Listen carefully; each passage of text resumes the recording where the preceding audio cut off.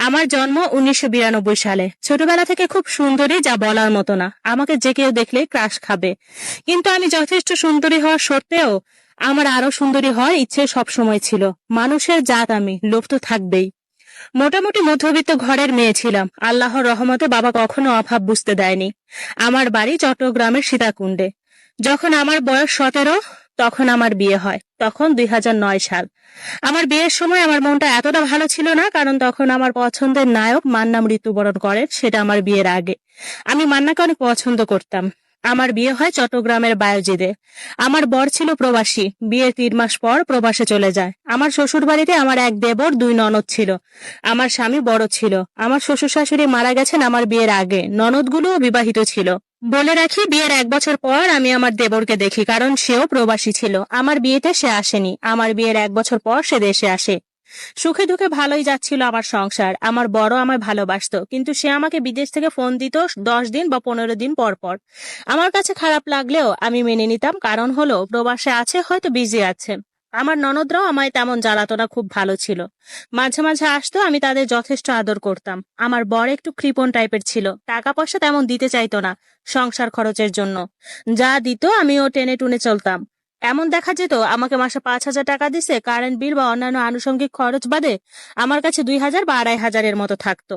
তো আমার ননদরা আসলে আমি সেটারও বাজার করে ফেলতাম। মাস শেষে আমাকে ভাতে মরতে হতো। তখন আমি হয় ননদের বাড়ি চলে যেতাম, না হলে বাপের বাড়ি। আর এটাতেও বর রাগ করতো, আবার টাকাও দিতে চাইতো না। খুব বাজে ব্যাপার ছিল। আমার বিয়ের ১ বছর পর আমার দেবর আসে বিদেশ থেকে। আমার জন্য একটা চেইন আনে। আমার দেবর আসার ১৫ দিন পর আমার বর আসে। তখন দেবরকে বিয়ে করতে বলে, কিন্তু দেবর কোনো রকমেই রাজি হয় না। সে নাকি আরো পরে বিয়ে করবে। দেবর বয়সে আমার বড় ছিল, তাকে আমি ভাইয়া ডাকতাম। আর সেও ২ হাত ভরে বাজার করত। সে আবার কৃপণ ছিল না। কিন্তু শুরু থেকে দেবর আমার দিকে কেমন করে যেন তাকাতো, কিন্তু সেটাতে কোনো খারাপ নজর ছিল না। আমার বর ৩ মাস পর চলে যায়। এর মধ্যে দেবর যায় না, সে নাকি ৫ মাস দেশে থাকবে। বলে রাখি, আমার বর ঘরে এক খালা শাশুড়ি রেখে যায়, কারণ আমি একা থাকতাম আর দূরসম্পর্কের খালা শাশুড়িটাও কেউ ছিল না, তাই।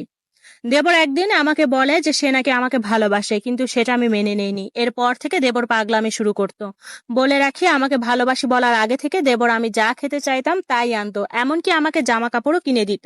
দেশে আসার পর সে ৫ ভরির মতো অলংকার আনে। সে পুরোটাই আমাকে দিয়ে দেয়, রাখতে দেয়, কিন্তু পরে বলে তোমাকে ভালো লাগছে তাই তোমাকেই দিলাম। বর চলে যাওয়ার পরের মাসে আমার পিরিয়ড হয়। সেটা আমি কাউকে বলিনি যে আমার পিরিয়ড হয়েছে, কিন্তু এর পরের ২ মাস আমার পিরিয়ড হয় না। টেস্ট করলে পজিটিভ আসে। আমি ভয় পেয়ে যাই, এ বাচ্চা কার, কারণ অনেক সময় দেখা যায় জিনের বাচ্চাও মানুষের পেটে থাকে। আমি কাউকে বলি না, চুপচাপ থাকি।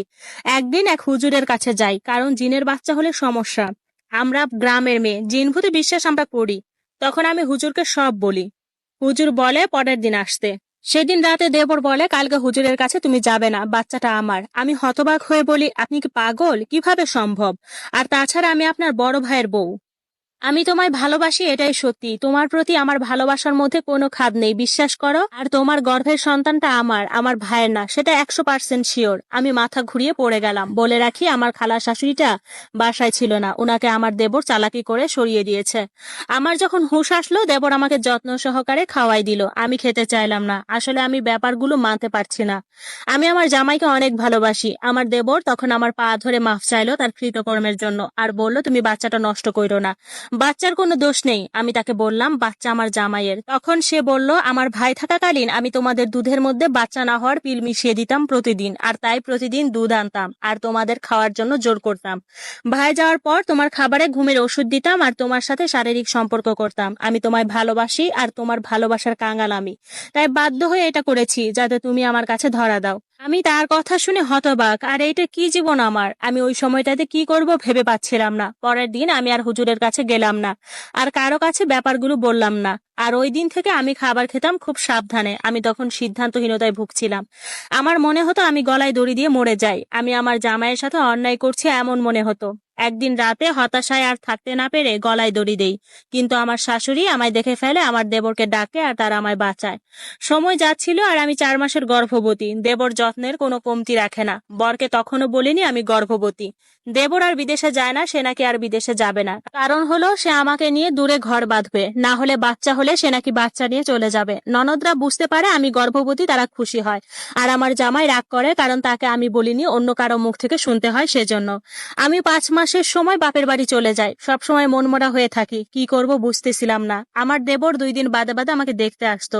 আমার জামাই বাপের বাড়ি যাওয়াতে টাকা দেওয়া বন্ধ করে দিল, কারণ বাপের বাড়ি আছি, বাপেই সব খরচ দিবে তাই। আপনাদের তো আগেই বলেছি আমার বর কৃপণ টাইপের। আমার দেবর আমার সমস্ত খরচ দিত। সে আমার বাপের বাড়ি আসলে আমি লুকিয়ে থাকতাম, ঘৃণায় তার সামনে যেতে ইচ্ছে করতো না। আমার বাবা ওই সময়টাতে অনেক সমস্যায় পড়ে। আমার দেবর তখন প্রায় 3 লাখ টাকার মতো দিয়ে সাহায্য করে। দেখতে দেখতে ডেলিভারির সময় আসলো, সিজার হবে।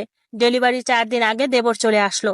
সে ওই সময়টাতে এত কেয়ার করতো যা আমি আমার জামাইয়ের থেকেও পাইনি। সবাই মনে করতো ভাই বোনের মতো সম্পর্ক, তাই।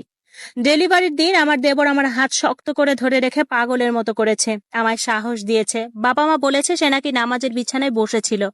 অবশেষে ছেলে বাবুর মা হলাম। প্রথম আমার দেবর আমার বাবুকে কোলে নেয়, মুখ দেখে একটা সোনার চেইন দেয়।